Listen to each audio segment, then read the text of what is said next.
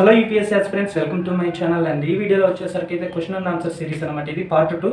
అంటే UPSC beginners ఉంటారు కదా, ఇప్పుడిప్పుడే ప్రిపేర్ అవుతున్న వాళ్ళు, లేకపోతే ప్రిపేర్ అవ్వాలనుకున్న వాళ్ళు నన్ను కామన్గా కామెంట్ సెక్షన్లో కానీ, టెలిగ్రామ్లో కానీ, ఇన్స్టాగ్రామ్లోనే అడిగిన డౌట్స్ కానీ, క్వశ్చన్స్ కానీ అయితే నేను ఇలా వీడియో తీసి అయితే అప్లోడ్ చేస్తాను. నేను ఆల్రెడీ ఒక వీడియో అప్లోడ్ చేశాను, దానికి సంబంధించిన లింక్ అనేది డిస్క్రిప్షన్లో ఇస్తాను. ఎవరైనా చూడని వాళ్ళు ఉంటే వెళ్ళి చూసేయండి. సో ఈ రోజు టాపిక్ వచ్చేసరికి అయితే ప్రిలిమ్స్కి సంబంధించి చాలా డౌట్స్ అయితే అడిగారు నన్ను. అండ్ దానికి సంబంధించి నేను ఆల్రెడీ రాసుకున్నాను అనమాట వాళ్ళు అడిగిన డౌట్స్. సో వాటికి సంబంధించి ఈరోజు ఒక క్లారిటీ ఇస్తాను. ఈ బిగినర్స్ ఎక్కడ వీడియోని స్కిప్ చేయకుండా లాస్ట్ వరకు అయితే చూడండి. అండ్ చాలా యూస్ఫుల్ ఇన్ఫర్మేషన్ అయితే ఇస్తాను. అండ్ ఇక వీడియోలోకి వెళ్ళే ముందు అయితే మన ఛానల్ ఎవరైనా సరే కొత్తగా విజిట్ చేస్తుంటే మాత్రం ప్లీజ్ మన ఛానల్ని సబ్స్క్రైబ్ చేసుకోండి. అండ్ లైక్ చేయడం అయితే అసలు మర్చిపోద్దు. లైక్ చేస్తే మన వీడియో అనేది చాలా మందికి రికమెండ్ అవుతుందంట. సో చాలా మందికి కూడా యూజ్ అవుతుంది ఈ ఇన్ఫర్మేషన్. లైక్ చేయడం అయితే అసలు మర్చిపోద్దు. అండ్ మీకు ఏమైనా డౌట్స్ ఉంటే మాత్రం ఖచ్చితంగా కామెంట్ సెక్షన్లో కామెంట్ చేయండి. నేను దానికి సంబంధించి కూడా వీడియో అయితే తీసి అప్లోడ్ అయితే చేస్తాను, లేదా కామెంట్ సెక్షన్లోనే రిప్లై ఇస్తాను. అండ్ ఇంకా ఆలస్యం చేయకుండా అయితే ఈ యూపీఎస్సీ బిగినర్స్ ఎవరైతే ఉన్నారో వాళ్ళు నన్ను అడిగిన డౌట్స్కి అయితే వెళ్ళిపోదాం. ఇప్పుడు ఈ రోజు టాపిక్ వచ్చేసరికి చెప్తాను కదా, ప్రిలిమ్స్కి సంబంధించి వాళ్ళు నన్ను అడిగిన డౌట్స్ ఏంటి అనేది ఇప్పుడు మీ ముందు చెప్తాను చూడండి. ఫస్ట్ క్వశ్చన్ వచ్చేసరికి అయితే ప్రిలిమ్స్లో ఎన్ని పేపర్స్ ఉంటాయి అని అయితే అడిగారు. సో చెప్తున్నాను చూడండి. ప్రిలిమ్స్లోనే అయితే 2 పేపర్స్ ఉంటాయండి. పేపర్ 1, పేపర్ 2 అనేసి 2 పేపర్స్ ఉంటాయి. పేపర్ 1 వచ్చేసరికి అయితే జనరల్ స్టడీస్ ఉంటుంది. పేపర్ 2 వచ్చేసరికి అయితే సిసాట్ ఉంటుంది. ఓకేనా? ఇవి అండ్ ఇక్కడ మెయిన్గా ఏంటంటే చాలామంది అడిగేది పేపర్ 1లో ఏ సబ్జెక్ట్స్ ఉంటాయి అని అడుగుతున్నారు, అండ్ పేపర్ 2లో ఏ సబ్జెక్ట్స్ ఉంటాయని అయితే అడుగుతున్నారు. పేపర్ 1లో వచ్చేసరికి అయితే జనరల్ స్టడీస్ అంటే హిస్టరీ, పాలిటీ, జోగ్రఫీ, వీటికి సంబంధించి current affairs and current events, దానికి సంబంధించి కంప్లీట్గా అయితే జనరల్ స్టడీస్ 1లో ఉంటాయండి. ఇది జనరల్ స్టడీస్ 1 పేపర్ వచ్చేసరికి అయితే కంప్లీట్గా ఆబ్జెక్టివ్ టైప్ క్వశ్చన్ అండ్ ఆన్సర్సే ఉంటాయి. అండ్ నెక్స్ట్ వచ్చేసరికి అయితే పేపర్ 2 సిసాట్. పేపర్ 2 సిసాట్లోనే ఏ సబ్జెక్ట్స్ ఉంటాయని అడుగుతున్నారు. ఇంగ్లీష్ కాంప్రహెన్సివ్ స్కిల్స్ ఉంటాయి, అండ్ డిసిజన్ మేకింగ్ ఉంటుంది, లాజికల్ థింకింగ్ ఉంటుంది, అండ్ రీజనింగ్ ఉంటుంది. అండ్ నెక్స్ట్ వచ్చేసరికి అయితే యాప్టిట్యూడ్ ఉంటాయి. వీటికి సంబంధించి అయితే క్వశ్చన్స్ అయితే అడుగుతారు. ఇది కూడా ఈ పేపర్ 2 కూడా కంప్లీట్గా అయితే ఆబ్జెక్టివ్ టైప్స్ అంటే క్వశ్చన్ ఉంటుంది, ఆప్షన్స్ ఉంటాయి, 4 ఆప్షన్స్ ఉంటాయి. వాటిలో మనం కరెక్ట్ ఆన్సర్ పిక్ చేసుకోవాలి. సో ఇప్పుడు ఎన్ని క్వశ్చన్స్ ఉంటాయి అని అయితే అడుగుతున్నారండి. పేపర్ 1లో వచ్చేసరికి అయితే 100 క్వశ్చన్స్ ఉంటాయండి. 100 క్వశ్చన్స్ ఉంటాయి.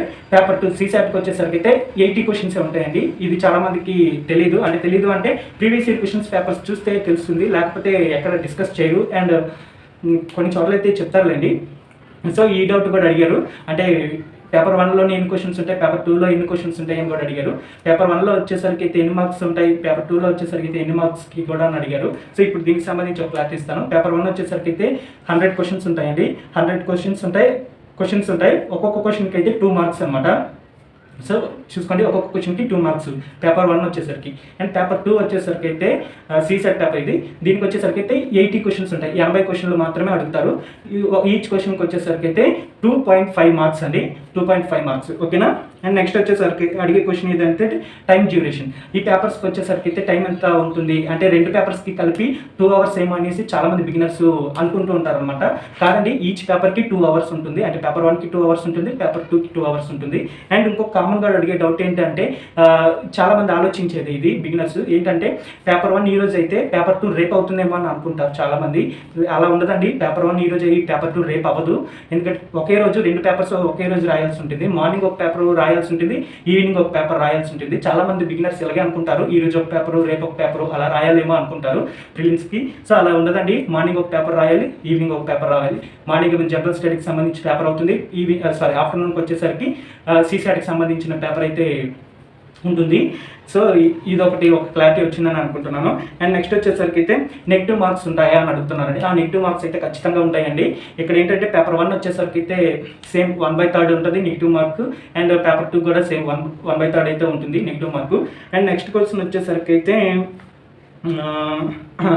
తెలుగులో ఉంటాయని అడుగుతున్నారండి. ఇప్పుడు క్వశ్చన్స్ ఉన్నాయి పేపర్ 1లోని పేపర్ 2లోని క్వశ్చన్స్ అనేవి తెలుగులో అడుగుతారని అడుగుతున్నారు. ఇదేంటంటే గ్రూప్ 1 కానీ గ్రూప్ 2 కానీ లేకపోతే ఆర్ఆర్బీ ఎగ్జామ్స్ కానీ వీటికి ఏంటంటే క్వశ్చన్స్ తెలుగులో అడుగుతారు కదండి. ఇంగ్లీష్ అండ్ తెలుగులో ఉంటాయి కదా క్వశ్చన్స్. సో సేమ్ యూపీఎస్సీకి సంబంధించి ప్రిలిమ్స్కి వచ్చేసరికి కూడా క్వశ్చన్స్ అనేవి తెలుగులో ఉంటాయేమని అయితే చాలామంది భ్రమపడతారు. తెలుగులో అడుగుతారు కదా, అప్పుడు ఈజీగా అర్థమవుతుంది మనకి అని అయితే అనుకుంటారు. చెప్తున్నాను చూడండి, దీనికి ఒక క్లారిటీ ఇస్తాను. ఈ క్వశ్చన్కి యూపీఎస్సీలో వచ్చేసరికి అయితే క్వశ్చన్ పేపర్ అనేది ఇంగ్లీష్ అండ్ హిందీలోనే అడుగుతారండి, తెలుగులోనే అయితే అడగడం జరగదు. మనమే ఇంగ్లీష్లోనిది అర్థం చేసుకొని మన కరెక్ట్ ఆన్సర్ అనేది మనం బబుల్ చేయాల్సి ఉంటుంది. సో ఈ డౌట్ ఎవరికైనా ఉంటే కొంచెం మీకు క్లారిటీ వచ్చే ఉంటుందని అయితే అనుకుంటున్నాను. అండ్ నెక్స్ట్ వచ్చేసరికి అయితే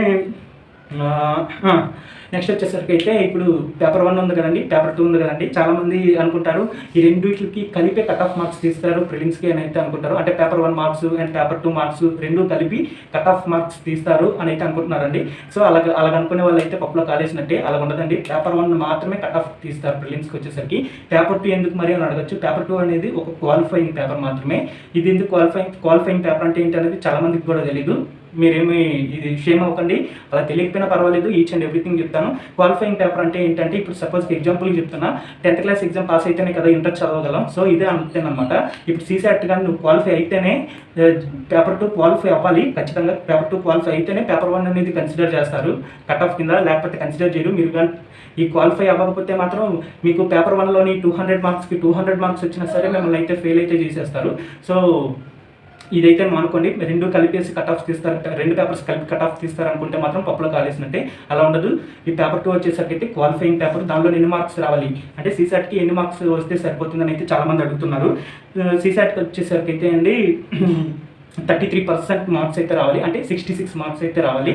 ఇక్కడ చాలామంది తప్పుగా అనుకునేది ఏంటంటే 66 మార్క్సే కదా, 33% మార్క్సే కదా, ఈజీగా వచ్చేస్తాయిలే, అది తర్వాత చూసుకుందాం అని చెప్పేసి CSATని చాలా నెగ్లెక్ట్ చేస్తున్నారండి చాలామంది. అండ్ నెగ్లెక్ట్ చేస్తున్నారు అండ్ దాన్ని లైట్ తీసుకుంటున్నారు చాలామంది.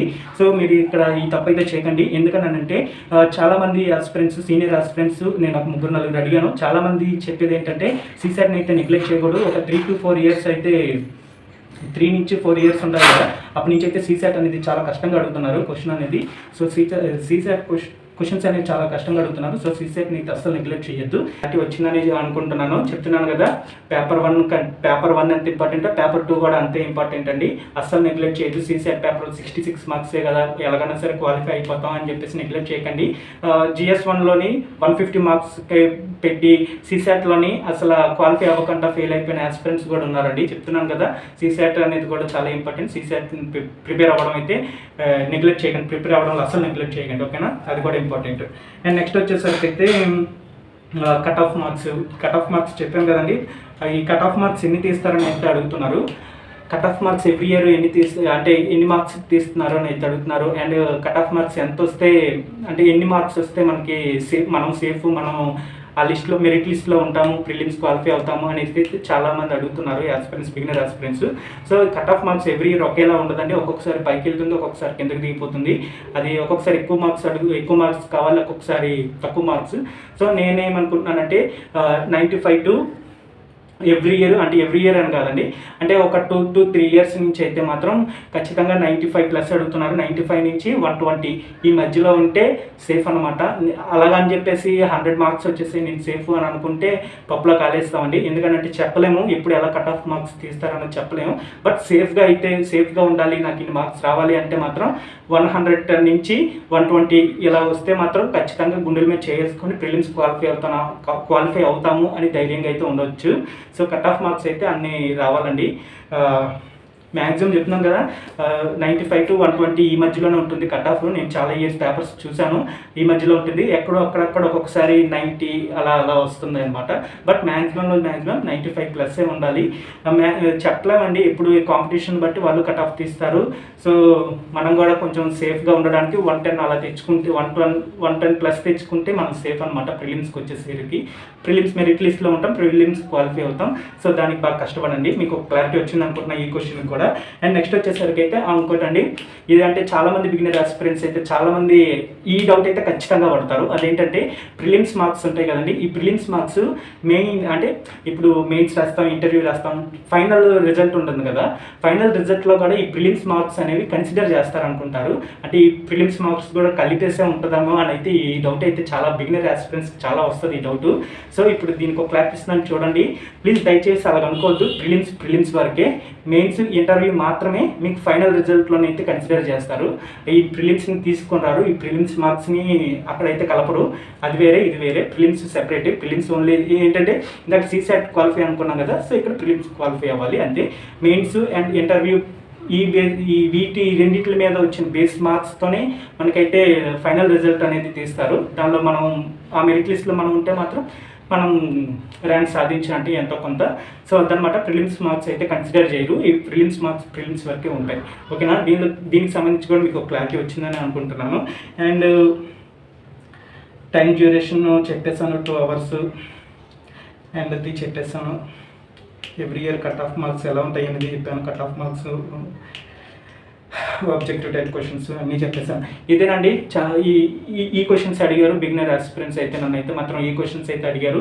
సో మీకేమన్నా ప్రిలిమ్స్కి సంబంధించి ఇంకేమన్నా క్వశ్చన్స్ అయితే లేకపోతే ఇంకేమన్నా డౌట్స్ ఉంటే మాత్రం నాకు కామెంట్ సెక్షన్లో కామెంట్ చేయండి. నేనైతే రిప్లై ఇస్తాను, లేకపోతే ఇంకో వీడియో తీసి అయితే అప్లోడ్ చేస్తాను వాటికి సంబంధించి. సో నా వరకు అడిగిన డౌట్స్ అయితే నేను రాసుకున్నాను కదా. సో ఈ డౌట్స్ ఉన్నాయండి. ప్రిలిమ్స్ ఎన్ని పేపర్స్ ఉంటాయి, అలాగే ఎగ్జామ్ అనేది డే బై డే అవుతుందేమో అనుకుంటారు. అండ్ నెక్స్ట్ వచ్చేసరికి అయితే ఎన్ని బిట్స్ ఉంటాయి, అండ్ మార్క్స్ ఎన్ని ఉంటాయి, cut off marks, every year cut off marks ఎంత తీస్తున్నారు, అండ్ CSAT గురించి, ప్రిలిమ్స్ తెలుగులో క్వశ్చన్స్ అడుగుతారని అడిగారు. అండ్ నెక్స్ట్ వచ్చేసరికి ఆబ్జెక్టివ్ టైప్ క్వశ్చన్స్ లేకపోతే డిస్క్రిప్టివ్ టైప్ అని అడిగారు. సో ఇదేనండి, ఇంతకు మించి నాకు ప్రిలిమ్స్కి సంబంధించి ఎవరు ఏ డౌట్ అయితే అడగలేదు. సో మీరు అడిగిన డౌట్స్కి అయితే నేను ఆన్సర్ క్లారిటీగానే ఇచ్చున్నానని అయితే నేను అనుకుంటున్నాను. ప్లీజ్ మీకు చెప్తున్నాను కదా, మీకు ఇంకేమైనా డౌట్స్ ఉంటే మాత్రం నిర్మోహమాటంగా, అసలు మొహమాట పడదండి, మొహమాట పడకుండా కామెంట్ సెక్షన్లో కామెంట్ చేయండి. మీరెవరో నాకు తెలియదు, నేను ఎవరో మీకు తెలియదు, బట్ నాకు తెలిసిన ఇన్ఫర్మేషన్ అయితే మీకు చెప్పాలనుకుంటున్నాను కాబట్టి మీరు ఖచ్చితంగా అడగండి, పర్వాలేదు, నో డౌట్, అసలు భయపడకండి. అండ్ ఎవరేమన్నా అనుకుంటారేమని అయితే అసలు అనుకోవద్దు, ఓకేనా? ఇదండి ఈరోజు వీడియో వచ్చేసరికి అయితే. రేపటి వీడియోలో వచ్చేసరికి అయితే మెయిన్స్కి సంబంధించిన డౌట్స్ బిగినర్ డౌట్స్ రేపటి వీడియో వచ్చేసరికి అయితే మెయిన్స్కి సంబంధించిన వీడియో ఉంటుంది. అంటే బిగినర్ ఆస్పిరెంట్స్ నన్ను మెయిన్స్కి సంబంధించిన క్వశ్చన్స్ అడుగుంటారు కదా. సో వాటికి సంబంధించి అయితే రేపు క్లారిటీ ఇస్తాను, రేపు వీడియోలో క్లారిటీ ఇస్తాను.